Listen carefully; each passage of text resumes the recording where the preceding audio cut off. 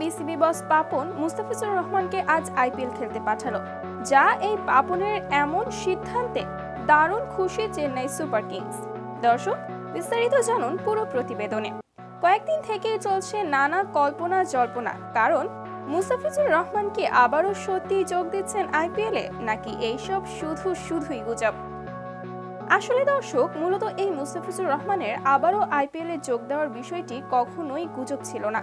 এই বিষয়টি সরাসরি গণমাধ্যমে বিসিবি বস পাপন নিজেই বলেন, যদি চেন্নাই প্লে অফ খেলার যোগ্যতা অর্জন করে তাহলে ফিসকে আবারও আইপিএল খেলতে পাঠানো হবে। আর তাই দর্শক, বিসিবি অবশেষে আইপিএল খেলতে পাঠালো মুস্তাফিজুর রহমানকে।